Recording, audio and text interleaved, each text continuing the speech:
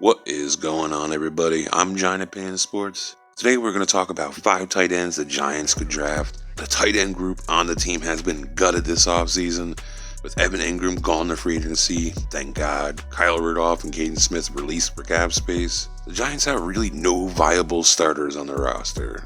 I'm not even sure if any of these tight ends on the roster at the moment are even tight end 3 material. Possibly Chris Myrick, but I'm not excited about possibly. We need production from at least one tight end this upcoming season. The Giants' number one goal next season will most likely be get Daniel Jones up and going and looking like a franchise quarterback. And a quarterback's best friend is a good, solid, reliable tight end to be a security blanket. Now, I'm sure the Giants will sign another tight end in free agency, but I'm expecting them to go the absolute rock bottom cheap route.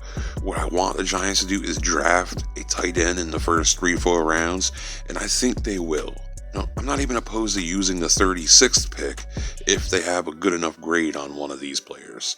3rd round is probably where they'll grab one, though, if I had to guess. One good thing about having no good tight ends on the roster at the moment is this is one of the best drafts for tight ends that I've ever seen. There's no superstar top 10 tight end, but there's 10, 15 guys good enough to possibly contribute year one in the NFL. Now, I feel like the bulk of them will go in the 3rd, 4th round area. I've made videos on other tight ends, so I won't talk about them specifically in this video.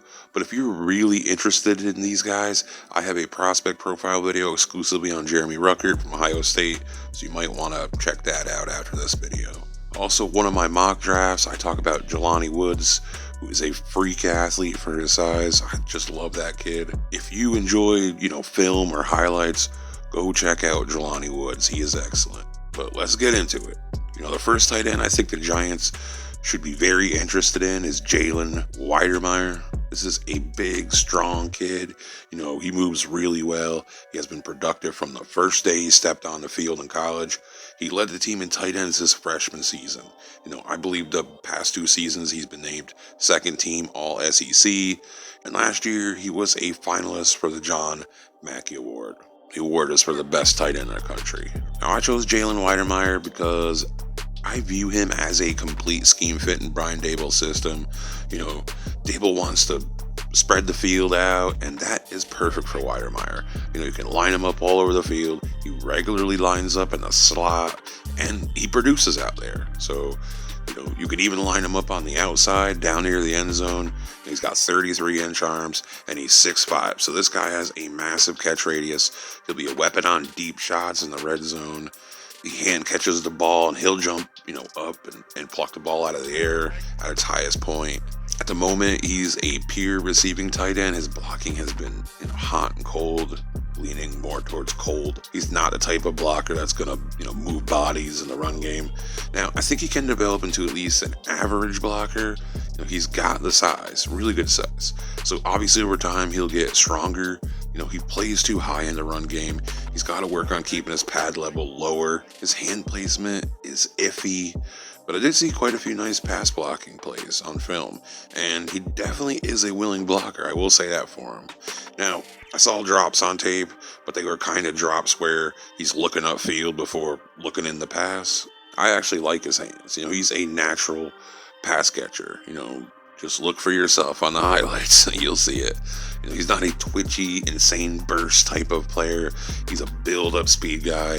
He hits that 10-yard line, and by then the speed's really kicked in. He gets a cranking. Now, he'll put pressure on defenses up the seam.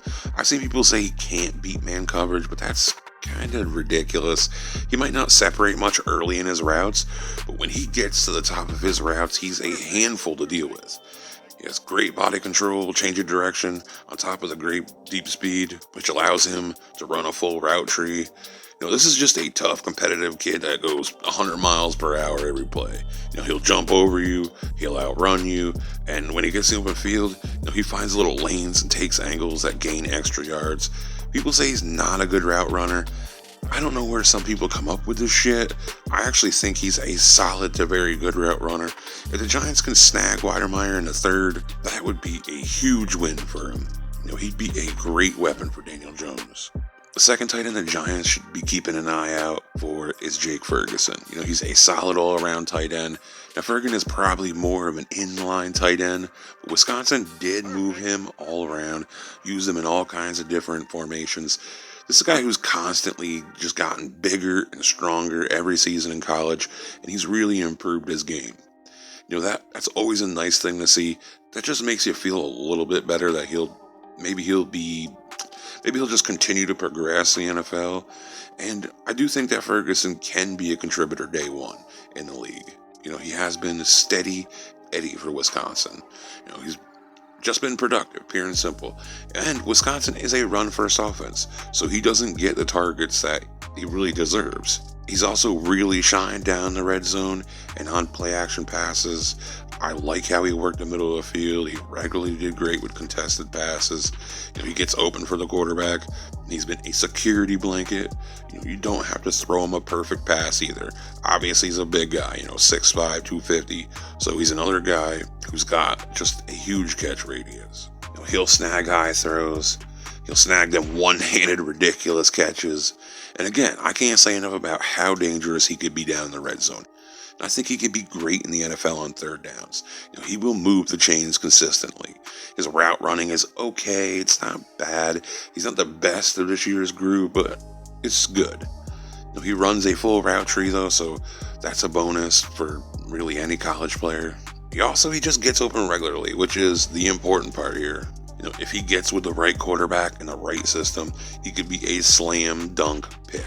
His best trait might be his intelligence. He's a very smart guy. He's going to fight and scrap with the ball and for the first down marker. I like them type of players. Mid to late third round is probably where you'd feel good about nabbing him. Year one, he might not give you, say, tight end one production, but he's at least a solid to great tight end two. And I just have the feeling he's going to continue to develop in the NFL. Now, the next tight end I'm going to highlight today is Trey McBride. He's another all-around tight end. Now, McBride will be more of a short, intermediate tight end. He won't be a threat up the seam like a Weidermeyer. He's a better yards after catch guy than the first two. I think you can line him up at different positions. You could call him an H-back. You could line him up at fullback if you wanted. I think he could be an excellent special teams contributor as well. So yeah, you can use them in different ways and different types of schemes. A lot of teams are starting to look for players like that. So maybe somebody snags him in the second round. As to where I'm thinking, for the Giants, I'd like to see him, if they do grab him, right around the third round. I do think he fits in the spread offense. He has solid hands. He catches the ball with his hands. None of that, body catching stuff, which is just a must nowadays. And I like the way he plays in the middle of the field in traffic. His route running is solid. He gets separation. He'll have to improve on in that department. But for a big guy, I like his agility. He's not a crazy top end speed guy, but he at least has the agility to make people miss the open field. His blocking is good. Again, just like some of the other guys, he's just tough, competitive kid. The blocking's not perfect, but you can work with it, and you'd think he'll improve in the NFL. Last season, he had over 1,000 yards, only one touchdown. He should have had more production in the red zone. He's got the size, hands, and catch radius to be, at a minimum, a rock-solid red zone option. But at the end of the day, the production wasn't there, in that department. I think the biggest reasons why he don't have touchdowns has nothing to do with him, but your numbers are your numbers, and it just needs to be better. I do think his biggest ability is the run after catch. He's made big plays in that department. He's just a big man that can make you miss. I'll take that. He shows good instincts all around. I respect his game. If this kid gets in the right situation on the right team, watch out, NFL. Now, the next tight end is Greg Dulcich. This is a kid who walked on at UCLA, and after his freshman season, the team offered him a full scholarship. He's also developed at an extreme rate. He's put on 40 pounds of muscle at UCLA. That's muscle, not fat we're talking about here. That is tough to do. So this kid is a worker, and that makes me feel better about him. But Dulcich will be a pure pass-catching tight end. His blocking needs a lot of work. I'm not saying he can't be a good run blocker. throughout his entire career, but at the moment, he's kind of a liability in the run game. I do like his willingness and his aggressiveness. In the passing game, I just like it. It's good. Flat out great route running. Linebackers and safeties ain't covering this guy unless they are one of them just freak athletes that we see nowadays. He's going to eat against man coverage. I love the speed. He only ran a 4.69 40 at the combine, but he moves faster than that, like in game. I guarantee it. Now, I love his versatility. You can use him all over the field. Any level, he's dangerous, high, low. He's got good size. He's capable of contested catches. Now, I want to see him improve jumping up and high pointing passes. I'm not saying he can't do it or don't do it. I just want to see it more. I also want him to keep putting on muscle. He's got the frame to bulk up more. If he can add another 15, 20 pounds of muscle, you could be a downright terrifying tight end physically. Right now, he'll be best flexed out or, lined up as an H-back, something like that.